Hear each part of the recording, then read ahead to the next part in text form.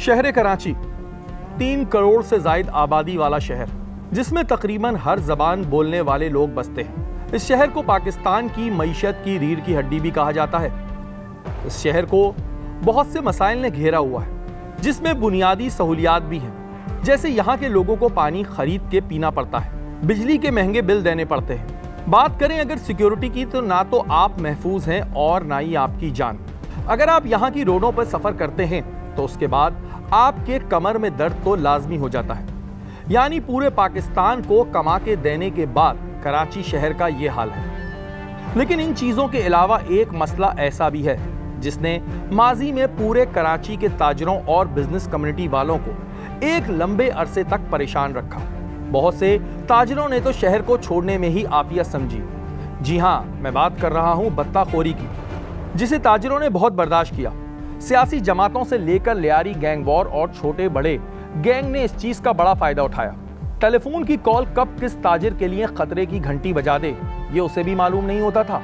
फिर हुकूमत ने अकल के नाखून लिए और ऑपरेशन प्लान हुआ, जिसमें पुलिस और रेंजर ने बड़े बड़े भत्ताखोरों की कमर तोड़ दी। भत्ताखोरी का सबसे बड़ा नेटवर्क लियारी से चलता था और लियारी गैंग वॉर के कारिंदे इसमें सबसे आगे थे।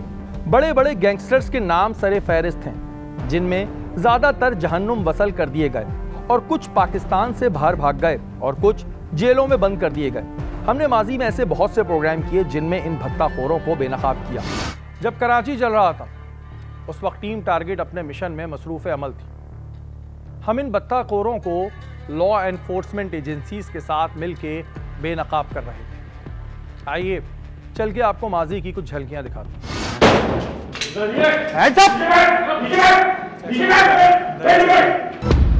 दूसरा भी ये बता रहा है यहीं पर है, सर्च करो जल्दी से। एक और आ गया, दूसरा बंदा इधर से आया। ये आप देख रहे हैं जी, पूरे घंटारों में बैठे हुए थे ये लोग और इस वक्त पुलिस। आप आगे चलो यार, आप इधर देखो, आप इधर आगे आओ। ये कहीं नहीं जा सकता, यहीं पर है, इन्फॉर्मेशन पक्की है इसकी जी। देखो ख्याल से फायर ना करे, वो बचना है आपने। देखें इधर, सीधे हाथ पे देखो, सामने वाले कमरे में तो कोई है तो बाहर आ जाओ। वो ये रहा।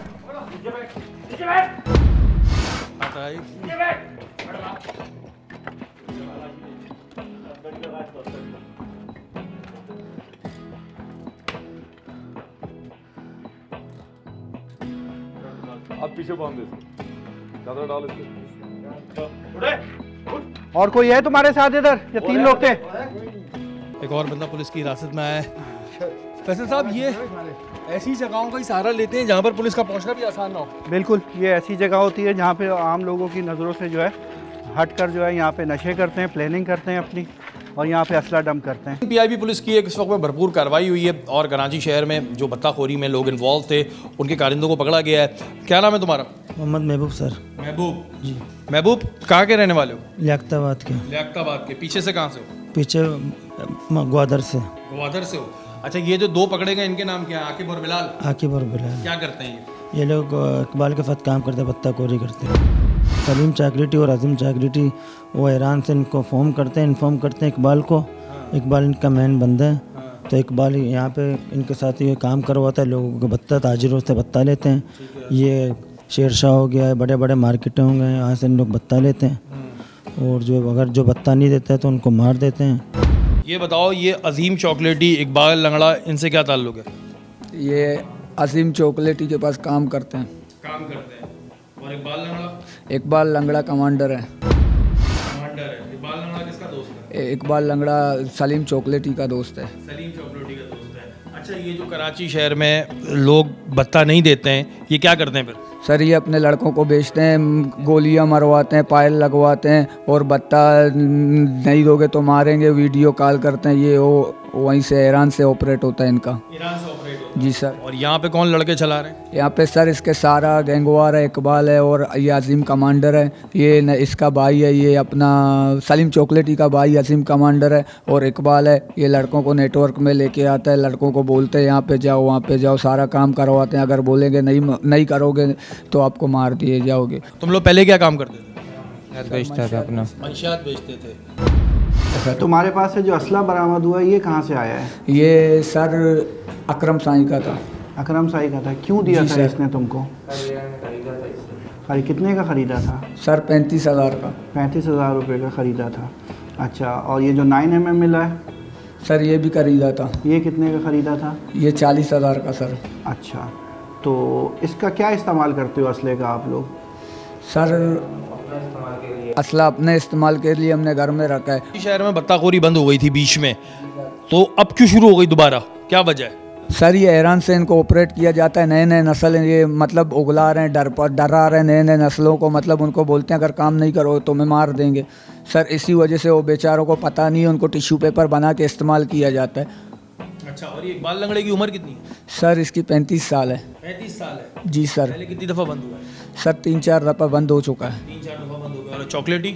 चॉकलेटी का मालूम नहीं है सर, हमने नहीं देखा है। वो हमारे वो 50-60 साल या इतना ही लगभग उम्र का होगा। जी सर। अच्छा, तुम कितनी दफ़ा बंद हुए पहले? सर मैं पहले 2 दफ़ा बंद हुआ हूँ। 2 दफ़ा बंद हुए। तुम्हारा सीआर रिकॉर्ड तो कुछ और बता रहा है। सर वो केसें ज़्यादा लगी हैं। वैसे जेल में 2 दफ़ा गए हूँ, केसें ज़्यादा लगी हैं। कितने केस लगे? किस किस केस में गए हो? सर मंशियात के केसों में जाता था, पिस्टल के केसों में, और बाइक चोरी बस। माजी की झलकियां आपने मुलाहिजा फरमाई। अगर हम लियारी की बात करें तो यहाँ मंशियात और गुटके का काम पहले से बहुत उरूज पे था। फिर यहाँ पर बड़े बड़े गैंगस्टर की अजारादारी थी और यहाँ के लोग इनके आगे मजबूर थे। रहमान बलोच, उजैर बलोच, जब्बार, जेंगो, बाबा लाडला, ताजू, शिराज कामलेट और अरशद पप्पू जैसे बहुत से बड़े नामों की यहाँ पर हुकूमत चला करती थी। इनकी अपनी आपसी लड़ाई की वजह से भी यहाँ के बहुत से लोगों की जानें गईं, जिसे हम लियारी गैंग वॉर के नाम से पुकारते थे। उसके बाद यहाँ पर टेलीफोन कॉल और पर्ची का सिलसिला शुरू हुआ, जिसने पूरे कराची को अपनी लपेट में ले लिया। कराची में भत्ताखोरी पहले भी हुआ करती थी, जिसमें कुछ सियासी तंजीमों का नाम आया करता था, लेकिन जब लियारी गैंग वॉर ने इसमें हाथ डाला तो हर छोटे बड़े ग्रुप ने इस धंधे को अपना लिया। कई दफ़ा तो ऐसा भी हुआ कि टेलीफोन पे आने वाली धमकी बत्ताखोर की नहीं होती थी, बल्कि उसमें आपका कोई अपना मुलाजिम मिला हुआ होता था। फिर ऑपरेशन के बाद सब कुछ साफ हो गया, लेकिन अचानक फिर से लियारी में ये हवा चलना शुरू हो गई। लियारी के ताजरों को एक बार फिर टेलीफोन कॉल ने सताना शुरू कर दिया। भत्ताखोरों ने एक बार फिर बिल से बाहर आकर अपने शिकार को तलाश करना शुरू कर दिया था, लेकिन ताजरों ने पुलिस से राब्ता नहीं किया। डीएसपी बगदादी ताबिश अली शाह को कुछ ऐसी इंफॉर्मेशन मौसूल हुई थी कि लियारी में एक बार फिर ये काम शुरू हो गया है। इन्हें कुछ मोबाइल रिकॉर्डिंग भी मौसूल हुई। हेलो जी भाई। क्या हाल है? जी शुक्र है। आप कॉल कर रहे थे उस वक्त। मेरे लड़के को घर आने की कोशिश की हो? अभी तू अपनी मैयत खुद सजा। जिस गवर्नमेंट के दम पे तू जो है वो कर रहा है ना, उसको बोले तुम्हें प्रोटोकॉल भी दे, ठीक है? 2 लाख के लिए तुमने मेरे लड़के को ऐसा नुकसान दे रहे हो, सही है? क्या नुकसान दिया? मैंने तो कोई नुकसान नहीं दिया भाई। अबे ये बच्चे 8 दिन से तूने मेरे जो है ना टाइम खराब किया है, और ऊपर से आके कल ऊपर ये वो उधर समझे हुए क्या? अभी देख मैं तेरे साथ क्या करता हूँ। ये कॉल व्हाट्सएप के थ्रू आ रही थी। उन्होंने अपनी एक टीम को इस काम पे लगाया। एक ग्रुप जाहिद लाडला, जो मशहूर गैंगस्टर बाबा लाडला का रिश्तेदार था, इसके नाम पे भत्ता मांगा जा रहा था। आपको बताता चलूं कि बाबा लाडला पुलिस के हाथों मारा जा चुका है, लेकिन लाडले के नाम का खौफ आज भी ताजरों के जहन में कहीं ना कहीं मौजूद है। तो अली, ये अभी रिसेंट जो इंसिडेंट हुआ है, ये भत्ते की जो पर्चियाँ आई हैं बिजनेसमैन को, तो इस पे आपका क्या अपडेट है? सर इस पे हम काम कर रहे हैं। इसमें 2 बंदे हैं, रहमान छोटू और मोहम्मद शरीफ, जो कि ताजर्स को भत्ते की पर्चियाँ दे रहे हैं। जाहिद लाडले का नाम इस्तेमाल करें, अगर ये आगा शुगर ग्रुप में ये पर्चियाँ दे रहे हैं, इंशाल्लाह जल्दी कामयाब होंगे। ठीक है, फिर अपने जितना भी सोर्स है इस पर लगाओ, और मुझे इसमें जितना भी तुम्हारा ह्यूमन इंटेलिजेंस है इस पर अपनी तुम लगा सकते हो, इसको लगाओ, और मुझे एज सून एज पॉसिबल इस पर मुझे रिपोर्ट करो। राइट सर, इंशाल्लाह जल्द। डीएसपी ताबिश अली शाह की टीम ने अपनी इंफॉर्मेशन कलेक्ट करना शुरू कर दी, और एक दिन कुछ खास इंफॉर्मेशन इनके हाथ लगी। इस इंफॉर्मेशन के मिलते ही डीएसपी साहब और इनकी टीम एक्टिव हो गई, और फिर लोकेशन को ट्रेस करने का सिलसिला शुरू हो गया।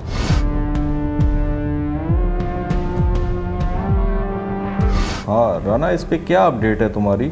ये मैंने तुम्हें कुछ लोकेशंस भेजी हैं, मुझे यार काइंडली इसकी ज़रा जल्द अज जल्द जो है वो मुझे कोऑर्डिनेट्स जो हैं वो बताओ।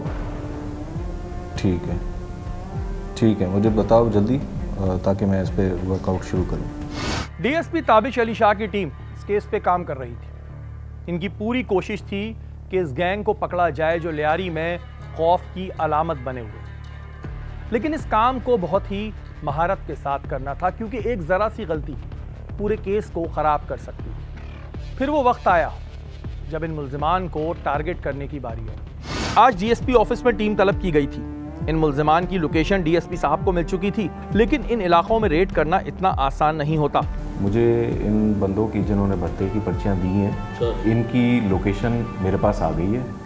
तो तुमने बड़ा सीक्रेट के साथ जो है ना उसको बड़े खामोशी तरीके से इसको एंगेज करना है रेड को। और रमज़ान आप जो है वो सर्चिंग पार्टी देखेंगे, सलीम आप जो है वो कॉर्डन पार्टी देखेंगे। ठीक सर। अरशद आप मेरे साथ रहेंगे। ठीक सर। ठीक है, और इसी तरीके से हम लोगों ने एंगेज करना है। ठीक है सर। कोई ज़्यादा हड़ाहुड़ी नहीं मचानी। कोई भी चीज़ अगर मिलती है उसको बड़े तरीके से उसको हम लोगों ने उसको करना है, रखना है हम लोगों ने। और कोई भी अगर इस तरीके का कोई भी इनटूवर्ड इंसिडेंट अगर वहाँ पर अकर होता है तो उसको हमने बड़े खामोशी से करना है इसको एंगेज, क्योंकि आगे पीछे जो है वो आबादी है, तो इसको इस तरीके से हम लोगों ने एंगेज करना है।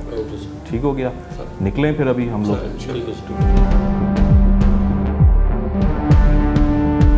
इस टीम मीटिंग के बाद टीम टारगेट और डीएसपी साहब की टीम इस लोकेशन की जानिब निकल पड़े। इस वक्त डीएसपी ताबिश साहब की सरबराही में इनकी फ़ोर्स यहाँ से निकल रही है और लियारी में दोबारा एक बार कुछ लोगों ने भत्ते की कॉल्स करना शुरू की हैं। उनको जो है पकड़ने के लिए इस वक्त डीएसपी ताबिश साहब और उनकी टीम यहाँ से निकल रही है और फ़करात का टाइम है और उनकी लोकेशन ट्रेस हो चुकी है जो ये ताजरों को भत्ते की कॉल दे रहे थे। और ताजरों की जानिब से भी कोई ऐसे शिकायत नहीं आती, लोग अमूमन डर के इनकी बात मान लेते हैं। लेकिन अभी उन लोगों की लोकेशन जो है ट्रेस कर ली है और यहाँ पर डीएसपी साहब की स्पेशल टीम जो है वो निकल रही है यहाँ पे। और ख़ुद डीएसपी साहब इस वक्त छापे में, डीएसपी ताबिश इस वक्त खुद छापे पर मौजूद हैं और अभी हम यहाँ से निकल रहे हैं। लियारी में आपको बता दूँ कि किस चीज़ के लिए मशहूर था लियारी, जिसमें भत्ताखोरी की बहुत ज़्यादा शिकायतें आती थी। उसके बाद एक बड़ा ऑपरेशन हुआ और उसके बाद ये शिकायतें आना बंद हो गई, लेकिन अब फिर इस तरह की शिकायतें दोबारा जन्म ले रही हैं, जिसके ऊपर पुलिस जो है वो अपना क्रैकडाउन कर रही है। अभी आपको चलेंगे और जो भी आगे की कार्रवाई होगी वो अपनी टेलीविज़न स्क्रीन पर दिखाएंगे।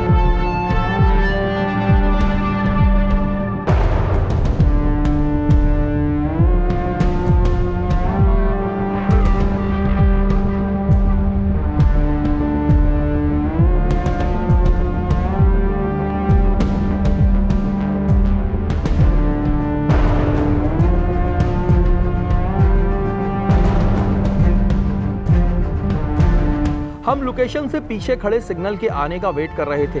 इलाके को पूरी तरह घेर लिया गया था।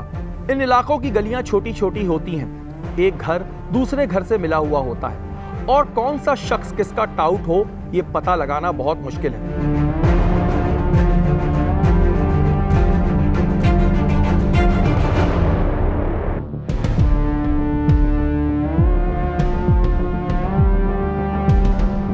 अच्छा नाज़रीन, मैं आपको बता दूं कि ये लियारी का इलाका है और इसमें बड़ी पतली पतली गलियां होती हैं। अभी लोकेशन से पहले हमने गाड़ियां रोकी हुई हैं और ताबिश साहब की टीम वहाँ पर ऑलरेडी जो है मौजूद है सिविल कपड़ों में, जो उस लोकेशन को आइडेंटिफाई कर रही है। लेकिन इस चीज़ का बड़ा ख्याल रखना पड़ता है कि आपने देखा कि अभी यहाँ पे कितना रश है और यहाँ से भी जो है फिर वो इन्फॉर्मेशन लीक होती है कि उन्होंने अपने टाउट छोड़े हुए होते हैं और ये हमें नहीं पता होता, किसी को भी नहीं पता होता कि टाउट है कौन सा। लेकिन अभी तक लोकेशन वहीं की आ रही है जो ये भत्ताखोर हैं इनकी, और इनकी टीम ने जो है इस जगह को काफ़ी हद तक घेर चुके हैं। अभी जैसे ही सिग्नल मिलेगा फिर हम अंदर की तरफ जाएंगे। आखिरकार सिग्नल मिल गया। डीएसपी साहब और इनकी टीम अपने शिकार को दबोचने के लिए निकल पड़ी।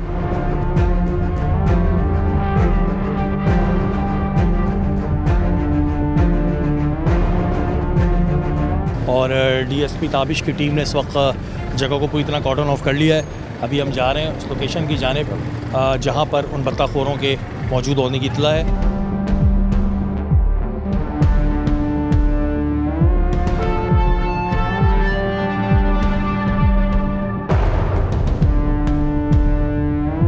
कितने बुलेट्स के यहाँ पे निशानात हैं, ये देखें कि बुलेट्स के निशानात देखें। तो ये वो इलाके हैं जहाँ पर इन्होंने अपनी आमाज गाहें बनाई हुई होती थी अब तो बहरहाल बहुत कंट्रोल्ड है। आप ये देखें दीवारों पर ये निशानात हैं। पतली पतली गलियों से होते हुए हम उस लोकेशन के करीब आ गए थे। बहुत ही पतली गलियां हैं। आप ये भी देख सकते हैं कि ऐसी गलियां होती हैं जहाँ पर पुलिस मोबाइल अंदर नहीं आ सकती है। तो अभी जगह को घेरा हुआ है चारों तरफ से। डीएसपी साहब की हिदायत मिलते ही पुलिस ने इस जगह पर एक्शन शुरू कर दिया। ये लोकेशन है जी जहाँ पर इस वक्त उनके होने की इत्तला है और पुलिस इस जगह को कवर कर रही है।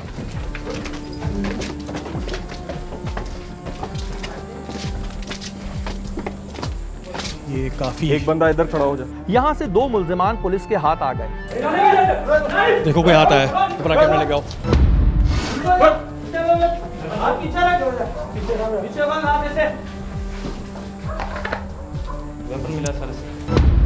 इस जगह को अच्छी तरह सर्च किया जा रहा था।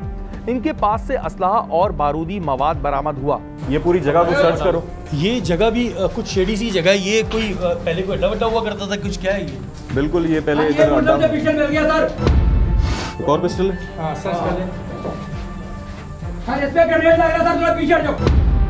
ये जगह माजी में गैंगस्टर की आमाजगाह थी। काफी साहब बड़ी कोई शेडी सी जगह लग रही मालूम हो रही है ये मुझे। बिल्कुल ये पहले इधर इनका अड्डा हुआ करता था और ये यहीं पे ही अभी रह रहे थे। ये आप देख सकते हैं जी, ये एक शेडी सा जगह है और जिसमें पुलिस ने कार्रवाई की है। 2 बत्ताखोर हैं। इन्हीं की आपको लोकेशन ट्रेस कर रहे थे, ये लोकेशन इन्हीं की आ रही थी? जी बिल्कुल ये इन्हीं की लोकेशन आ रही है। सर थोड़ा सा कर ले ताकि कोई और बंदा ऐसा ना हो कि जो इनके साथ हो। इसके ऊपर जाओ। जो ताबिश भाई आप बात कर रहे थे कि ये एक जगह से दूसरी जगह, अभी अगर मिसाल के तौर पे थोड़ा सा आप लोगों की प्लानिंग वीक होती तो ये इधर से इधर और फिर उधर से उधर निकल जाते। बिल्कुल दरअसल ऐसे ही है कि ये घर जो है टोटली कनेक्टेड हैं, एक दूसरे से कनेक्टेड हैं, तो ये इसी का फ़ायदा उठाते हैं। अब हम लोगों को अगर थोड़ी सी भी देर होती तो ये लोग ऊपर जाके दूसरे घर में या दूसरे की छत पे जाके ये लोग छलांग मार देते। और ये जो जगह है ये माजी में अड्डे हुआ करते थे और इधर ये आके अपना नशा भी करते हैं और यहीं पे बैठ के सारे काम करते हैं। हमें चीज़ें नज़र इस तरह की आ रही हैं और ये इन्होंने अपने मोकले टाइप बनाए हुए होते हैं कि यहाँ से ये बड़े एक्सपर्ट होते हैं कि ये देखें आप पुलिस के आपको एहलकार नज़र आ रहे होंगे कि उन्होंने यहाँ पे घेरा हुआ है तो इनके निकलने का चांस कोई नहीं बना। वरना अगर इधर से उधर कूदते उधर से उधर कूदते तो बहुत बड़ा प्रॉब्लम होता। लेकिन इस वक्त पुलिस ने एक बर वक्त कार्रवाई करते हुए यहाँ से 2 मुल्जिमान को गिरफ्त में लिया है अपनी। दोनों मुल्जिमान पुलिस के हाथ आ चुके हैं। इनको जाओ नीचे लेके आओ, इनकी जामा तलाशी लेना और इनको फिर बाद में मोबाइल के ऊपर चढ़ाना। पुलिस ने इन्हें इतना मौका नहीं दिया वरना ये जरूर रिटेलिएशन करते। ये शायद एमसीबी का घर था तो जब दोनों ग्रुपों की बाबा लाडला की और ज़ाहिर वालों की आपस में लड़ाई शुरू हो गई ना तो ये बाबा लाडला ज़ाहिर लाडला वालों ने शायद एमसीबी का ये घर तोड़ दिया था। अभी शायद एमसीबी वाले यहाँ से नकल मकानी करके कलाकोट के इलाके में रह रहे हैं। तो ये अभी भी ये इलाका बाबा लाडला के अंडर में, उनकी ताकत नहीं अभी भी इस इलाके में आके अपना घर आबाद कर सके कि बाबा लाडला वालों ने शायद एमसीबी का घर तोड़ा हुआ है जो कभी गैंगवार के इस्तेमाल में, ये गैंगवार के इस्तेमाल में आता था। यहीं टॉर्चर सेल भी थे, यहीं पर तमाम चीज़ें हुआ करती थी।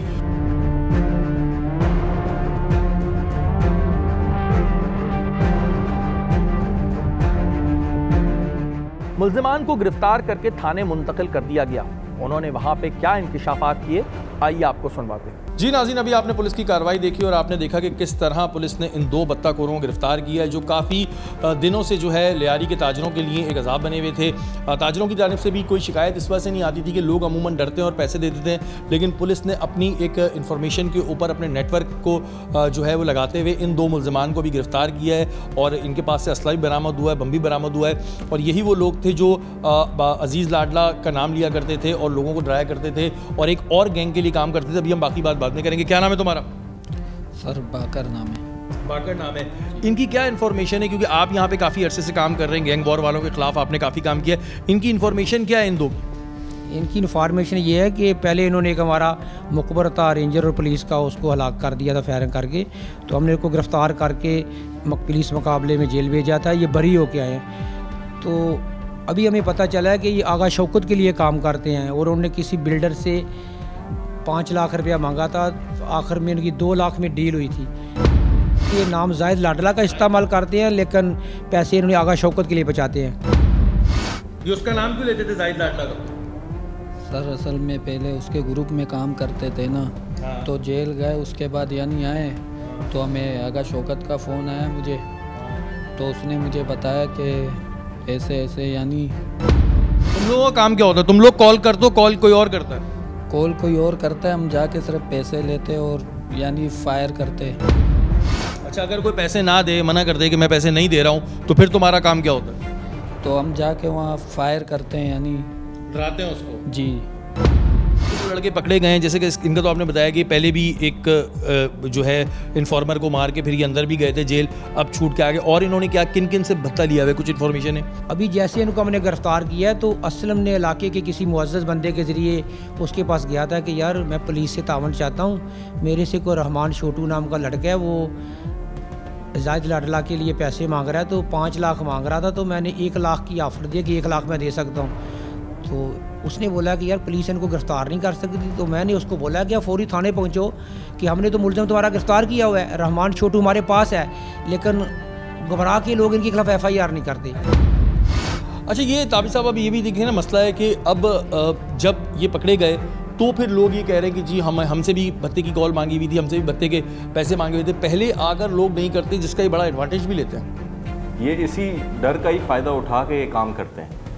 अब इसी तरीके से अगर ये पहले हमारे पास आ जाते तो हम इनका केस इजीली सॉल्व कर सकते थे, लेकिन बिल्डर्स और जितने भी ताजर बरादरान हैं वो डरते हैं कि उनकी कोई घर वालों को नुकसान ना हो।